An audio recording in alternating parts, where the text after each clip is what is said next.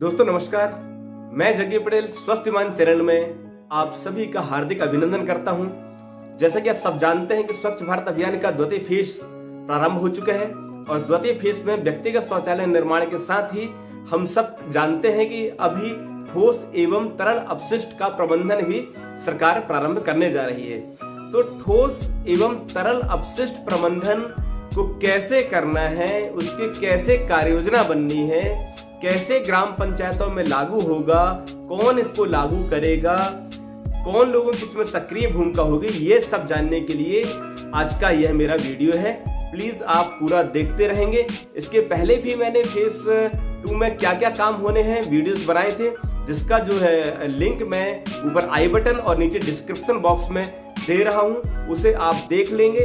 और आज का इस वीडियो को कृपया पूरा देखें, तभी आप समझ पाएंगे कि इसकी कार्ययोजना का निर्माण कैसे होना है।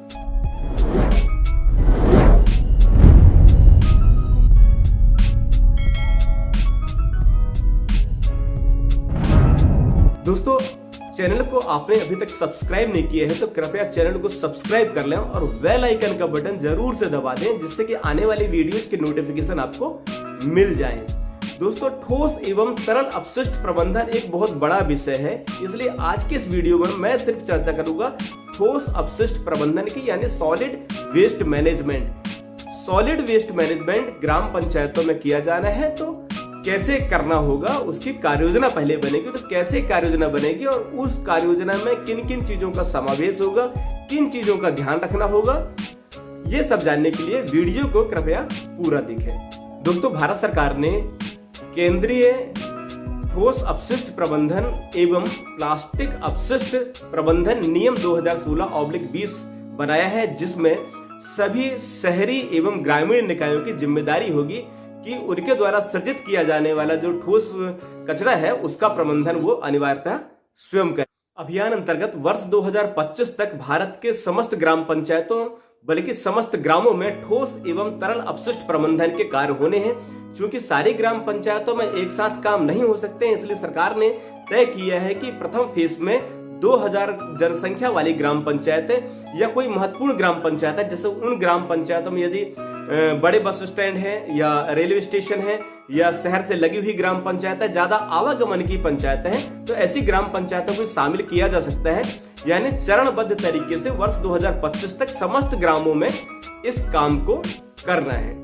इसका उद्देश्य यह है कि ग्राम की स्वच्छता बढ़ेगी, उसका पर्यावरण अनुकूल रहेगा, बीमारियां कम होंगी, साथ ही कचरे से भी हम रोजगार सृजित कर सकते हैं और लोगों का स्वास्थ्य अच्छा रहेगा, उनका जीवन स्तर उठेगा। ठोस अपशिष्ट प्रबंधन हेतु सर्वप्रथम कार्ययोजना का निर्माण होना है, यानी विलेज एक्शन प्लान बनेगा। विलेज एक्शन प्लान बनाने में सर्वप्रथम जो हमको जो सिद्धांत अपनाना है वो 3R का सिद्धांत अपनाना है। तो क्या है 3R? पहला रिड्यूस, दूसरा रीयूज और तीसरा रिसाइकिल। यानी रिड्यूस, रीयूज एवं रिसाइकिल जो सिद्धांत है, इस पर हमारी कार्ययोजना निर्माण होगा। इसमें हम पहले R का मतलब समझ लेंगे, यानी रिड्यूस। रिड्यूस का मतलब है कि जहां से कचरा निकल रहा है, जैसे घरों से कचरा निकल रहा है, तो हम प्रचार प्रसार के माध्यम से इन लोगों को जागरूक करके ऐसा करें कि कचरे की मात्रा कम हो जाए। कचरे की मात्रा कम कैसे होगी? जैसे उन्हें हम आदतों में बताएं, उन्हें आदतों में परिवर्तन करने के लिए क्या है कि ऐसा चीजों का उपभोग करना जिससे कचरा कम सृजित होता है। उदाहरण के लिए ग्राम पंचायतों में मैंने देखा है कि लोग जो है शैम्पू यूज करते हैं बाल धोने के लिए या मंजन करने के लिए पाउच यूज करते हैं, तो ये पाउचों का उपयोग करते हैं। पाउच से क्या होता है कि एक बार उसको नहाया, कुछ किया और उसका पाउच फेंक दिया, तो ऐसा कचरा जो रोज बढ़ रहा है, तो ऐसा ना करके वो एक बड़ा सैसे या कोई बोतल ले सकते हैं, जिससे कि कचरा कम सृजित हो। इसी प्रकार के और भी आइडियाज हो सकते हैं। तो आपकी ग्राम पंचायत स्थानीय स्तर पर देखना होगा कि ऐसा कौन सा कचरा सृजित होता है या उनके व्यवहार में बदलाव करने से वो कचरे को कम किया जा सकता है। तो पहला सिद्धांत यही अपनाना है कि कचरा कम हो, यानी कि रिड्यूस हो, और ये कोशिश करनी है कि वो जो कचरा घरों से निकल रहा है वो पंचायत उसके पास न आए। सबसे पहला काम उन घर वालों को ही हम मोटिवेट करें, उनको ही हम प्रेरित करें कि इस कचरे का निष्पादन वो अपने घरेलू स्तर पर ही कर सकते हैं। घरेलू स्तर पर ही कंपोस्ट पिट बना सकते हैं। घरेलू स्तर पर ही मटका पद्धति से या और पार्ट कंपोस्ट पद्धति से या और अन्य पद्धतियों से जो है उस कचरे को वो खुद ही खाद में बदल सकता है या उसका खुद ही प्रबंध कर सकता है। दूसरा आर, रीयूज। रीयूज में क्या होता है कि बहुत सारी कुछ ऐसी सामग्री होती है जिसको उपयोग करने के बाद दोबारा भी उपयोग किया जा सकता है। तो इस पद्धति को बढ़ावा देना, ऐसे प्रचार प्रसार करना कि लोग कचरे को कम फेंकें और उसको दोबारा से उपयोग करने के लिए करें। जैसे उदाहरण के लिए कि घर बनाने के लिए सीमेंट आई और सीमेंट का जो बैग है, उसका जो पैकेट है वो निकला, तो उसको क्या किया, उसको धुल करके टाट पट्टी बना लिया या दूसरे काम में उपयोग कर लिया। इसी प्रकार बहुत सारे जो उपभोग सामग्री के डिब्बे होते हैं, तो वो डिब्बे जो है ना फेंक करके उसको दोबारा से उपयोग किया जा सकता है। तो ऐसी बहुत सारी सामग्री जिसको पुनः उपयोग किया जा सकता है। तो स्थानीय परिस्थिति में कौन सी चीजों का जनता उपभोग करती है और उनका रीयूज कैसे किया जा सकता है, ऐसा लोगों को अवेयर करना। तीसरे आर का मतलब है रिसाइकिल, यानी कि कोई सामग्री है जो आपके लिए बेकार हो गई है और उसका रूपांतरण करना, उसको नए रूप में बदल देना या मूल्यवान रूप में बदल देना। ऐसे बहुत सारे उदाहरण हैं। जैसे मैंने देखा है कि ग्राम पंचायतों में जो कपड़े होते हैं, जो साड़ियां होती हैं, अगर वह फट जाती हैं तो उसका उपयोग बाड़ लगाने में कर लेते हैं, या और उसके बाद बचता है तो उसका वो पैर पोंछने वाला जो सामग्री होती है उसमें उपयोग कर लेते हैं, या जो ऐसा कचरा है, बायोडिग्रेडेबल कचरा है, उसको खाद के रूप में परिवर्तित करके वो उसको फिर से उपयोगी बना लेते हैं। तो ये तीसरा पद्धति है रिसाइकिल। तो ग्राम पंचायतों को अवेयर करना है कि आपके घरों का जो कचरा निकलता है उसको बाहर अन्यत्र न फेंकें, उसका जो प्रबंधन है वो अपनी बाड़ी में या अपने घर में कोई जगह है तो वहां पर उसका प्रबंधन खुद ही कर सकते हैं। यदि उसका प्रबंधन नहीं कर पा रहे हैं, उनको कचरा बाहर फेंकना है, तो कृपया फेंके नहीं, घर में ही 2 प्रकार का डस्टबिन, किसी भी प्रकार के जो आपके पास सामग्री उपयोगी हो, पुराने टीन है या पुराने बड़े बकेट हैं या बाल्टी है पुरानी जो उपयोग में नहीं हो रही हैं, तो उनका उपयोग एज ए डस्टबिन उपयोग कर लें। 2 डस्टबिन का उपयोग करें जिसमें एक गीला कचरा तथा एक सूखा कचरा, यानी स्रोत पर ही अगर कचरा अलग हो जाता है तो ग्राम पंचायत को उसके प्रबंधन करने में, उसको श्रम में कमी आएगी। तो हमें लोगों को यही मोटिवेट करना है, ऐसा ही उनको शिक्षा देनी है या उनको प्रचार प्रसार करना है कि जो कचरा निकलता है वो स्रोत पर ही उसका सेग्रीगेशन हो जाए, यानी उसका वर्गीकरण ठोस कचरा और तरल कचरा में वो अलग से रख लें। और उसके बाद ग्राम पंचायत के द्वारा कचरा कलेक्शन की व्यवस्था की जाए, जिसमें 200 से 300 घरों के बीच में एक रिक्शा या मोटराइज्ड वाहन हो सकता है, वो वाहन चलाया जाए और उस वाहन को डोर टू डोर यानी घर घर जा करके और वो कचरे को संग्रहित किया जाए। यानी जो सूखा कचरा है, जो रिक्शा है उसमें सूखे कचरे में डाल दिया जाए और जो गीला कचरा है उसको दूसरे वाले भाग गीले कचरे में डाल दिया जाए। इस प्रकार से घरों घरों में जाकर के वो जितना भी ग्राम पंचायत का कचरा है, सूखा कचरा तथा गीला कचरा, उसको घरों से कलेक्शन करके और ग्राम पंचायत स्तर पर एक सेग्रीगेशन साइट होगा, एक डंपिंग साइट होगा या डंपिंग साइट होगी, वहां पर उस कचरे को ले जाना। कलेक्शन सेंटर यानी जो शेड है वहां पर दोनों प्रकार का कचरा अब आ जाता है, यानी सूखा कचरा आ गया और गीला कचरा आ गया। तो उसमें जो श्रम लगेगा, जिसमें लोग लगेंगे, यानी 200 से 300 घरों में 2 व्यक्ति रहेंगे, जो एक रिक्शा में एक चलाने वाला रहेगा तथा दूसरा घरों से डस्टबिन के माध्यम से उसमें कचरा डालता जाएगा। और इसी के साथ जो ग्राम पंचायतों में सार्वजनिक क्षेत्रों का कचरा है वह कचरा भी उठा करके उस रिक्शे में एकत्र कर लेगा और एकत्र करके जो साइड है, डंपिंग साइड है या जो शेड है, वहां पर वो कचरा आएगा और उस कचरे की छटाई वहां होनी है। और उस कचरे की छटाई के बाद जो बायोडिग्रेडेबल कचरा है, यानी जिस कचरे को हम खाद के रूप में परिवर्तित कर सकते हैं, ऐसे कचरे को वहां जो निर्मित होने वाले नाडेप या वर्मी कंपोस्ट उसमें भर देना। और जो दूसरे प्रकार का सूखा कचरा है, वो सूखे कचरे में भी एक वर्गीकरण कर लेना। जैसे कि कुछ ऐसे कचरा है जो जिसको जैसे टीन है, प्लास्टिक है, कांच है, उनको अलग कर लेना। और एक प्रकार का ऐसा कचरा जैसे थर्माकोल है, पन्नी है या कोई और पैकेजिंग वाली सामग्री है जिसका विक्रय नहीं किया जा सकता, उसको एक अलग स्थान पर रख लेंगे।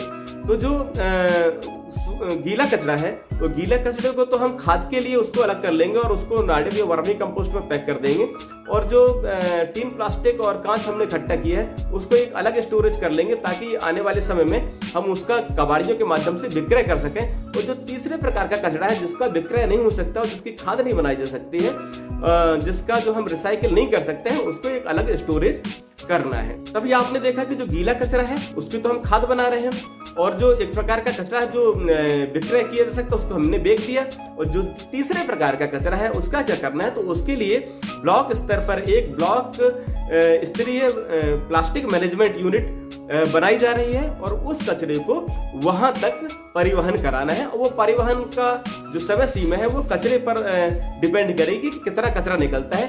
तो वीकली भी हो सकता है, पाक्षिक 15 दिन में हो सकता है, या मासिक हो सकता है। तो ऐसा एक माह के कचरा को कलेक्शन करने के लिए, रखने के लिए वहां पर पर्याप्त स्टोरेज व्यवस्था भी हमको बनानी पड़ेगी। तो अभी तक हमने देखा कि किन चीजों की जरूरत पड़ती है। तो सबसे पहले हम कलेक्शन करने के लिए हमें एक कचरा कलेक्शन गाड़ी की आवश्यकता पड़ रही है। फिर उसके बाद में हम कचरा गाड़ी चलाने वाले जो लोग हैं उनकी आवश्यकता पड़ रही है। फिर तीसरा, हमें कहाँ की प्लेस की एक आवश्यकता पड़ती है जहाँ पर जो कचरा कलेक्शन होना है वहां पर एक बकायदा शेड का निर्माण होना है, और शेड निर्माण के अंदर अलग अलग स्टोरेज की व्यवस्था की भी आवश्यकता पड़ रही है। साथ ही जो वहां पर जो मानव संसाधन लगेगा, जो लोग लगेंगे, उनको औजार की भी जरूरत पड़ेगी। उनको जो है स्वच्छता किट प्रदान करनी पड़ेगी, जैसे कि जैकेट है, एप्रिन है, मास्क है, दस्ताने हैं, जूते हैं, इत्यादि जो भी सामग्री है उनको वो उपलब्ध करानी होगी। कार्य योजना के निर्माण में इन सब चीजों की आवश्यकता होगी। तो कार्य योजना के निर्माण कम से कम 3 लोग होंगे, जो वहां के उपयंत्री होंगे, और वहां के जो सचिव साहिबान हैं वो रहेंगे, जो वहां के ग्राम रोजगार सहायक हैं वो रहेंगे, जो वहां के एक्टिव स्वच्छाग्राही हैं वो रहेंगे, और भी जो लोग हो सकते हैं जो उपलब्ध हैं वो रहेंगे। लेकिन कम से कम 3 लोगों का एक दल बनेगा, और उस दल का जो है प्रभारी है, दल प्रभारी वहां का उपयंत्री होगा। तो इनके माध्यम से गांव में घूमना है, सर्वे करना है, और सर्वे के दौरान जो वहाँ के स्थानीय जो नेता हैं, स्थानीय जो लोग हैं, उनकी भी सहभागिता इस काम में करनी है। तो सर्वे के दौरान जब हम ग्राम में भ्रमण करेंगे तब हम देख लेंगे कि कहाँ कहाँ कचरे का कलेक्शन लोग कर रहे हैं, कहाँ कहाँ कूड़े करकट के ढेर लगे हैं, उनको हटाने की व्यवस्था करना, और उन स्थानों पर जो है सामुदायिक कचरा पेटी, नाडेप इत्यादि की व्यवस्था करना।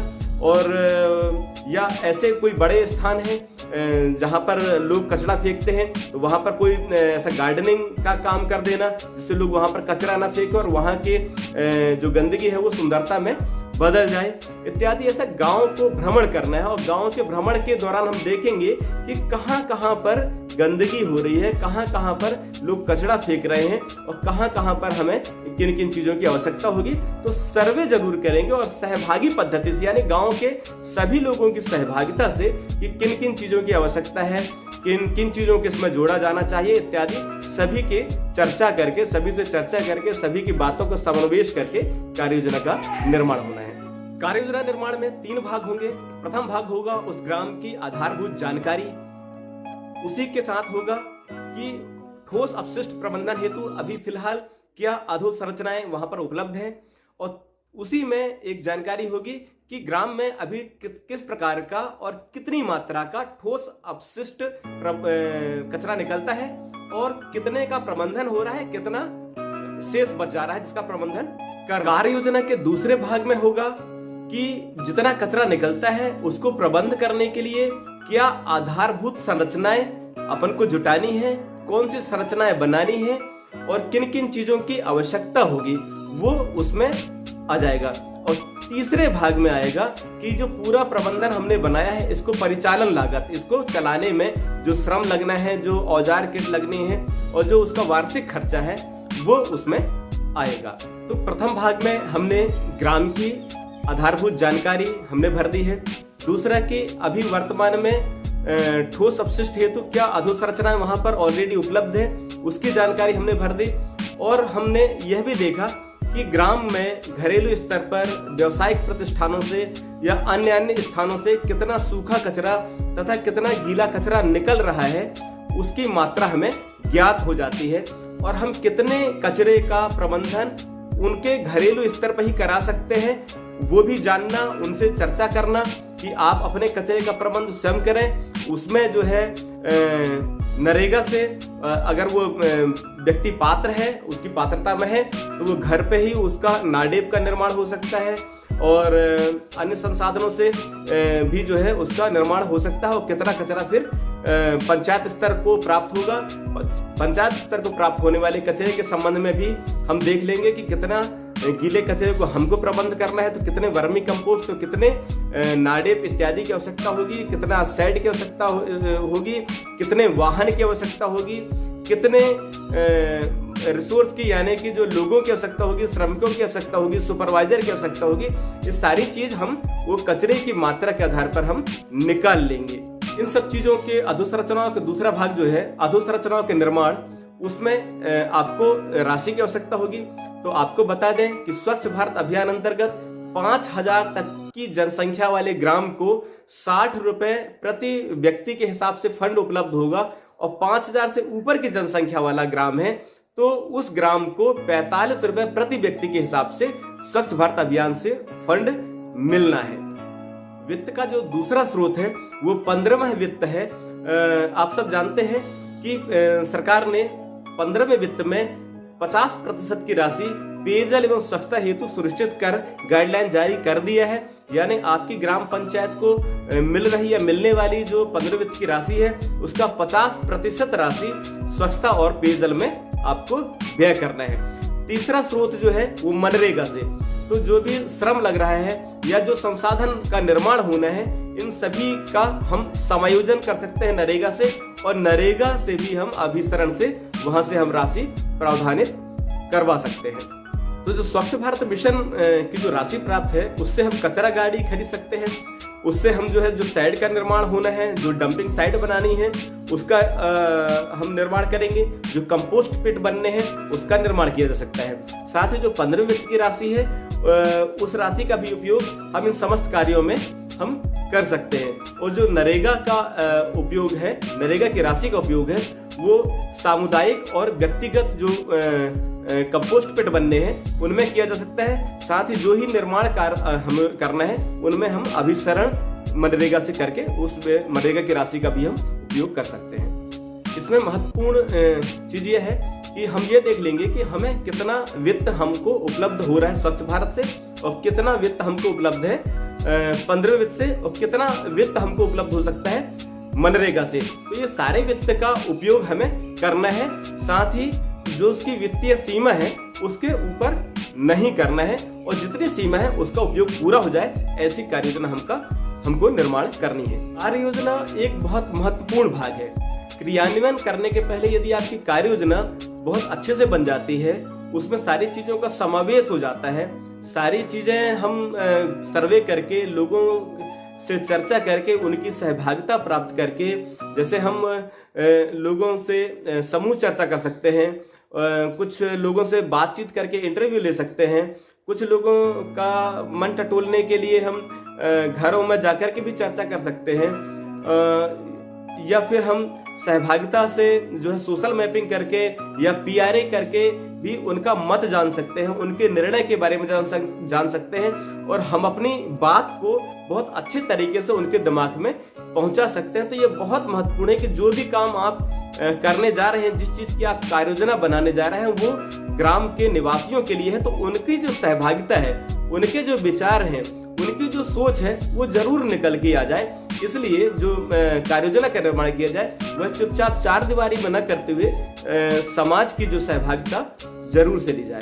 पूरी कार्य योजना निर्माण में स्वच्छता कर का भी प्रावधान किया जाए और सहभागिता जब हम गांव की लेंगे तो उसमें स्वच्छता कर की भी चर्चा की जाए कि जो ये व्यवस्था ग्राम पंचायत आप सभी के लिए उपलब्ध करा रही है, इस हेतु जो भी समाज तय करे 5 रुपए, 10 रुपए, 15 रुपए, 20 रुपए प्रति महीना वार्षिक, जो भी वो समाज तय करेगा, जो भी लोग तय करेंगे, तो एक स्वच्छता कर के रूप में भी उनसे राशि ली जाए और स्वच्छता से प्राप्त होने वाली आय, साथ ही जो आपका जो अपशिष्ट है, अपशिष्ट से जो आप खाद बनाएंगे उसको विक्रय करके इनकम प्राप्त की जा सकती है।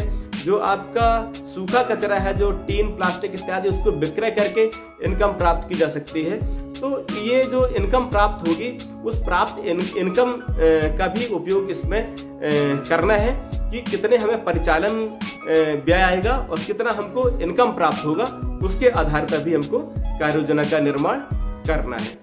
दल के द्वारा कार्य योजना का निर्माण किया जाएगा। कार्य योजना साफ सुथरे प्रपत्रों में उसकी सारी जानकारी, विधिवत सही जानकारी उसमें भरनी है और सारी चीज़ों का प्रावधान करके वो जो दल है वह पूरी कार्य योजना ग्राम पंचायत सचिव को सौंप देगा। ग्राम पंचायत सचिव की जिम्मेदारी होगी कि उस कार्य योजना का जो प्रस्ताव ग्राम सभा में पारित कराए और साथ ही जो उसमें वित्तीय प्रावधान किए हैं जीपीडीपी में भी उसको जो है एडिट करा दे, वहां पर भी उसमें वित्तीय प्रावधान करा ले।